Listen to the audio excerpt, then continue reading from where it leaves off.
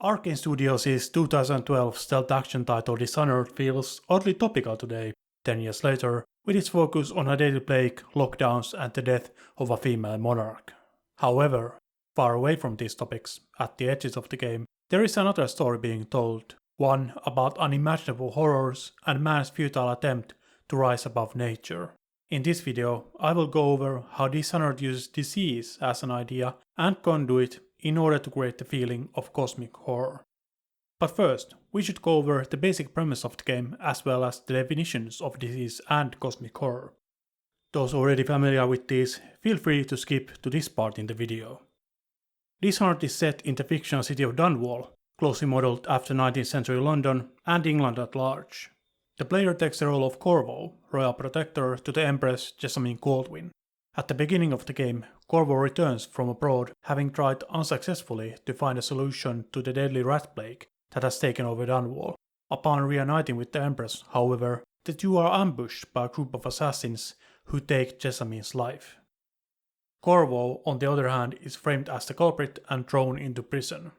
However, with the help of a group known as the Loyalists, he manages to escape and begins his mission of taking revenge on those who wrong him, in order to install Jessamine's daughter Emily in her rightful place as the ruler of the Empire. The plot of the game is almost deceptively simple, even considering the late game twist where Corvo is betrayed by the Loyalists. However, this should not be taken as a negative thing. The story gives the player clear goals and motivations, and leaves room for the true star of the narrative, Dunwall itself. As a stealth action game, much of Dishonored is spent exploring the city of Dunwall, which is one of the most memorable locations I have ever come across in a video game. Much of this is thanks to Corvo's abilities, gifted to him by the occult god called the Outsider, which allow Corvo to travel across rooftops unseen. The city very much feels like a character in its own right, with all sorts of things to be found that allow you to learn more about it. While replaying the game for this video, I was struggling a bit with how to frame my central argument. I could see these things all over the game that were similar or connected, but couldn't figure out how. There were all these invisible, corrupting, harmful forces at play, often originating from nature and targeting humanity. Ultimately, I do feel that disease is the best term to use here, however, I must stress that I am using it figuratively. Many of these elements act like a disease, resembling the ongoing plague in how you could be corrupted by them even without noticing. To avoid stressing the concept so far as to make it useless, I will refer to the Merriam-Webster dictionary and its definition of a disease. A condition of the living animal or plant body or one of its parts that impairs normal functioning and is typically manifested by distinguishing signs and symptoms, or in a social sense, a harmful development.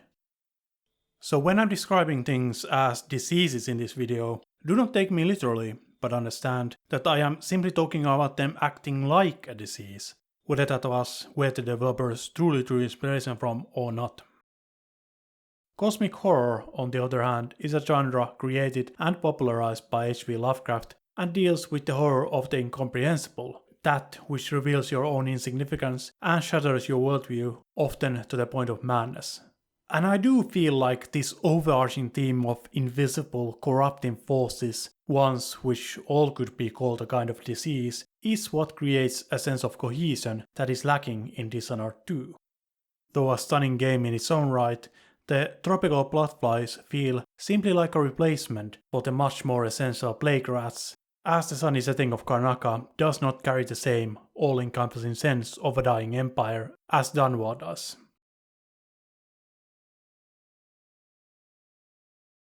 When looking at the invisible forces that the citizens of Dunwall struggle against, the rat plague is the most obvious example. It utterly dominates the city. Without the plague, there would not be Dishonored. The deadly disease has turned the city into a desolate police state, with empty houses, curfews and guards patrolling the streets. A perfect setting for a stealth action game, really. It is almost as if the city itself is a body wrecked by a disease, a husk of its former self. The game's color palette is an array of darks and greys, and even the whites are covered in soot. The streets are dirty and the buildings crumbling. You not only have to worry about the carnivorous plague rats, but also the citizens who have been turned into a zombie-like state by the disease. And like any body, the city attempts to protect itself. In Dishonored, there are no big, bombastic boss fights against inhumanely strong enemies to struggle against. Instead, the city itself is your enemy, comprised of numerous guards and obstacles you have to get past. From its point of view, you are the intruder trying to enter the body. I am sure it is purely coincidental, but I cannot help but to read Corvo himself as an embodiment of disease. He is an invisible danger, just like the rat plague, and should the player choose the violent route, killing people indiscriminately and leaving death in their wake, they become, if not an embodiment of the plague, then an accomplice to it, by feeding the plague-carrying rats and giving them a chance to grow more numerous. I also have to point out the infamous Boyle Masquerade mission where Corvo, donning his signature skull mask, enters a luxurious party held by the wealthy Boyle family. This elite gathering feels ever so distant from the reality of the city, completely protected from the plague by the attendants' wealth and status. But this is nothing but sheer arrogance. The plague-carrying rats scurry even within the halls of the Boyle estate, and some of the conversations you hear allude that no amount of wealth and prestige can make you untouchable. We found out what the whales could do when it made us an empire. This is the beginning of a golden age. Do you know they've dug down and found the ruins of another city under this one? Before the Overseers, before anything. I bet they thought they were in a golden age too. You need another drink, friend. But of course, the rat plague is not fought against with physical obstacles alone. Most notably, drinking Sokolov's elixir and Pierrot's spiritual remedy will protect you from the plague, but they are expensive treatments only available to the upper class and the city watch. In this sense, the nobility is safer from the plague than the common folk, but I would argue that its wider implications mean that it would only be a matter of time before the nobles would fall as well, whether that be to the plague or some other kind of violent end. I also have to point out just how closely Corvo entering the party is reminiscent of Edgar Allan Poe's classic story The Mask of the Red Death, where a group of nobles hold a masquerade ball while trying to avoid a disease called the Red Death. Eventually, a mysterious figure dressed as the Red Death appears and is revealed to be the disease itself. All guests then perish to the plague. It is almost impossible not to see the resemblance between the Red Death and Corvo, who's wearing a mask reminiscent of the Grim Reaper. Even during the pacifist route, Corvo mimics the idea of a disease, an unseen threat that is able to reach anywhere if given the chance. Another example of this kind of arrogance is the fact that the rat plague was imported to Dunwall by Lord Regent Hiram Burrows, who thought it could be contained within the poor regions of the city, thus ridding Dunwall of its worthless inhabitants. But of course, the disease was not that easy to control. It did not discriminate between the rich and the poor. As much as we would like to think that we can control nature, it often has a habit of surprising us. I don't mean to get too real here, but I believe the last couple of years have been quite a lesson in that. When it comes to cosmic horror, we often tend to think of big things, gigantic monsters that make us humans feel small and insignificant in comparison. But I think something small and unseen can be just as effective in delivering cosmic horror. It is quite terrifying to think that despite all the technological advancements and complex safety nets that we have built, we could be wiped away by something that is barely even alive, an unthinking, invisible threat whose only goal is to spread. Forever. I think in our modern times it is hard to remember just how utterly alien, incomprehensible and apocalyptic pandemics used to be. One only has to look at the artwork depicting the medieval Black Death pandemic to see how it completely shattered people's entire worldview.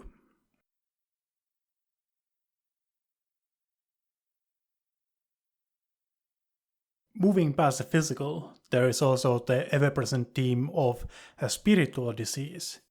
The primary belief system of Dishonored is centered around the outsider, a mythical dark-eyed man seemingly existing outside time and space, observing it all. He gives Corvo magical powers and extraordinary skills seemingly because he's interested in him and wants to see what he will do. The outsider does not deal in good or bad, but simply in bringing change and chaos. The dominant religion of Dunwall, the Abbey of the Everyman, holds no gods of its own. It is defined by its opposition to the outsider, the need to defend the citizens against him. One text even describes the Abbey cleansing and purging a region.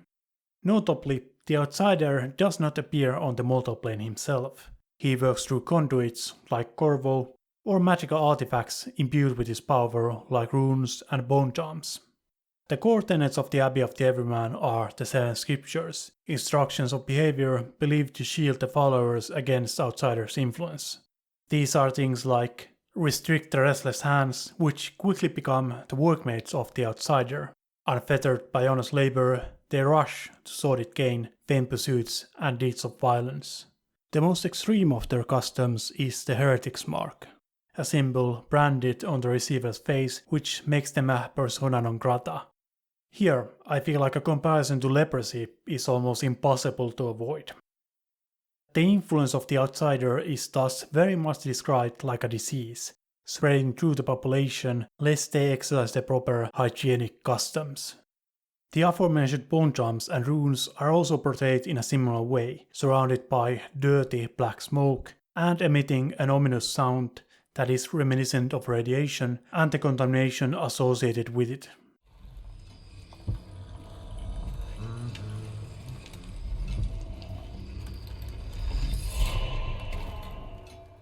There are also many documents that describe the effect of these items on the minds of people, how they lead to insanity that causes harm to their holder and the people around them.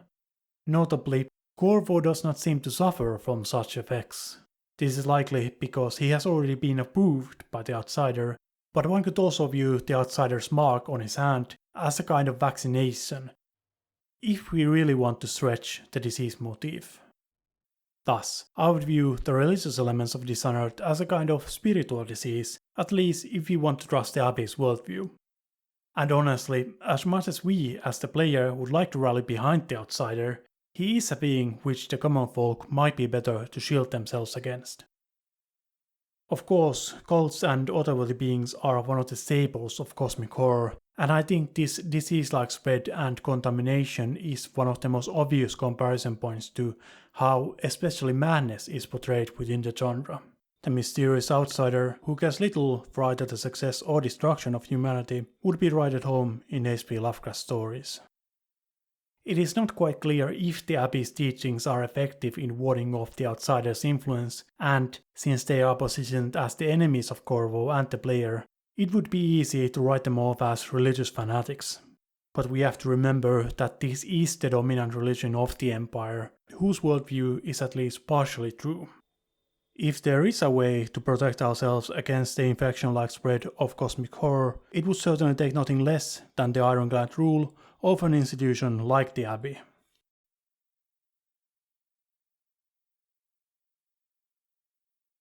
At large, I would argue that the society of Dishonored is also diseased. Most obviously, we can look at the upper class of Dunwall. Practically all the nobles and people in power are portrayed as leeching off the society like a parasitic disease. The most notable example is the aforementioned Boyle costume party, boasting its fabulous riches while the rest of the city is withering away. Even the color palette of the game changes here, switching from blacks and greys into bright primary colors and gold. But in their hearts, these people are far from noble. Don't be silly. The rumors say the Boyle. Go ahead, help yourself. I take everything I can carry. They'll never miss it. But even the working class isn't really safe from the corruption. To understand this, however, we need to switch our perspective and look at the city of Dunwall from the outside. You see, the newly emerged industry and age of discovery is fueled by whale oil, a source of energy that is quite different from its real-world counterpart. The whale oil, as it is portrayed in Dishonored, is an extremely potent, glowing, almost magical substance that can be used to power electric devices like a battery. The whales themselves are also portrayed with wonder, as majestic beings who seem to have a mystical connection to the void, the realm of the outsider. Even the runes that Corvo collects are made out of whalebone. The process of hunting and slaughtering whales is a brutal one, and the cruelty is hard to justify. Yet it is run on an industrial scale, not for simple survival, but to power the many comforting amenities of the modern age. It is probably not surprising to hear that the number of whales has dropped dramatically and the species is almost driven to extinction. So, in this context, I would like to present the humans of Dishonored as a disease plaguing these mighty leviathans. It is quite interesting that as the small, numerous rats are endangering humanity's survival, the humans are doing the very same thing to the whales, hunting the much larger giants in groups. The plague rats seem to be driven by a manic bloodlust, united in purpose, and it's quite easy to see the whale hunters as something similar. For one reason or another, the destruction of the whale kind must go on, even if the individual hunting the whales gains little from it. In fact, another journal tells the story of a whaler broken by decades of hunting, so to call the whale oil industry a disease or a parasite feeding off the regular citizens is not that far-fetched. I think an interesting detail regarding this is one of the gifts that the outsider gives Corvo, the heart of the late Empress Jessamine Caldwin, which Corvo can use to locate bone charms and runes, as well as to learn more about the world. Having been denied her final rest, Jessamine's heart is combined with metal and machinery. It is almost as if she is being punished for the Industrial Revolution that her reign championed, and has become a grotesque reflection of humanity itself. Beings of flesh and blood who long to be married with metal, no matter how much it will ultimately harm them. Humanity might be a plague sprung upon the whales, but that same disease is also hurting them, as is evident from the broken bodies of whalers and the effect that the disappearance of the whales will have on the world. I can feel the great age ending.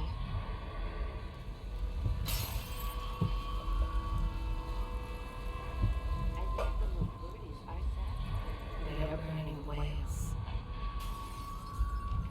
The doom of Panacea has come to the city. Just like scientific discoveries carry with them great danger in cosmic horror stories, so does the industrial machinery of Dishonored push its inhabitants to impacting irreversible harm on the world, and yet they are unable to reverse the walk towards their own destruction, pushed by a society-wide compulsive delusion. Similarly, the idea of something other is also prevalent in cosmic horror, as well as the internalized other. This can be seen in the aforementioned heart of Jessamine Caldwin, but also in the monstrous starboys that patrol the city of Dunwall. Though not a literal combination of metal and flesh, they still have this horror-like quality to them that comes from their metallic suits, whose purpose is undoubtedly to project a monstrous image. Things like these are just a physical representation of the combination of self and other that is happening all throughout the Empire, as humanity and machinery become inseparably intertwined, all driven by this ever-spreading, infectious idea of scientific progress and industry.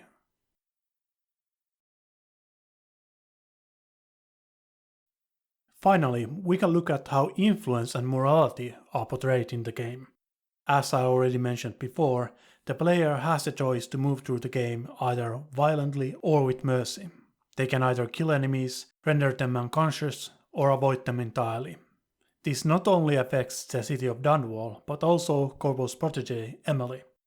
You, Corvo, are much more than simply her protector. He is, in more ways than one, her father figure, someone who she looks up to. And thus, Emily is very much influenced by Corvo's actions.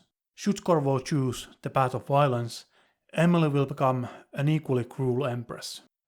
We can also see this corrupting influence, again much like a disease, with the Loyalists, and how their sheer proximity to power is speculated to be the reason for their betrayal. But if Corvo shows mercy to his enemies, Emily will become a just and loved ruler, Emily the Wise. So ends the interregnum, and now Emily Caldwin I will take her mother's throne after a season of turmoil. You will stand at her side, Corvo, guiding her young mind and protecting her from those who seek to exploit her or cause her harm. And if we look at Emily's character design, I think it's clear that this is supposed to be her natural path. Not only do her childlike appearance and demeanor convey innocence, but she is also dressed in all white, in contrast to the other loyalists whose primary colors are all dark. Now, elsewhere in the game, other nobles are also seen wearing white, but I think the contrast between Emily and the people around her conveys a message of its own. White is, after all, the color of purity, but also healing. It is the color of doctors and nurses. So, should Emily stay uncorrupted, uninfected by Corvo's bad influence, she becomes the person who heals the city of Dunwall and the Empire. And I do think that even Corvo has to struggle against this kind of infectious influence. His shift from a royal protector to a tool of vengeance is a quite drastic one, especially since the pull towards violence is so strong. Mechanically speaking, the violent path is simply more versatile, more fast-paced, and a lot more fun. When playing with Mercy, the player's only way of disposing guards are simply choking them out or using sleep darts, which they only have 10 of and cannot expand that capacity like with other types of ammunition. So I think the message here is quite clear. Should the disease of vengeance take Corvo, he will spread it further to Emily. Of course, these kinds of invisible influences spreading throughout the world from one person to another are one of the central tropes of cosmic horror, though there it is usually specifically terror and madness that spread around. So the way the corrupting influence of power and violence is portrayed in Dishonored is just somewhat related to cosmic horror, and the best way to describe the connection between the two would be to say that they both simply use the disease motif for different ends. Outside of the rat plague, Dishonored utilizes the idea of disease, an invisible, harmful and ever-spreading entity, in multiple different ways, whether they be literal or metaphorical. And when we take into account how the natural and chaotic is embodied by the mystical outsider, I think the effect comes quite close to cosmic horror. Of course, we can quite easily point to the whales, these massive sea leviathans, and the outsider as the most obvious link between the game and the works of H.P. Lovecraft. But I think the comparison lives even beyond it, in how Dishonored constantly uses staples of the genre, the insignificance of the human being compared to much larger invisible forces that he fails to comprehend, and who often have a corrupting influence on him. The response to this threat is both spiritual and technological, where the former brings with it religious oppression, and the latter a self-destructive marriage of humanity and industry. Try as they might, the arrogance of humans means that they will always fail to comprehend just how utterly insignificant they are and how easily their sense of self can be broken. Perhaps the biggest break from traditional cosmic horror is the fact that Dishonored does offer some sense of triumph and comfort. The low chaos ending has the plague cured and Emily championing a new golden age, but the other threats, well, their fate is left a lot more ambiguous. I cannot help but to think that perhaps these issues are simply too big to be resolved by a humble royal protector, or even humanity at large. Thanks again for watching. Thank you so much for watching the video, I hope you enjoyed it. If you have any thoughts on the matter, feel free to share them in the comments, I would love to talk with you. And if you'd like to see more videos like this, you can show your support by liking and sharing it. That way I will know that I should keep making more. Thanks again for watching.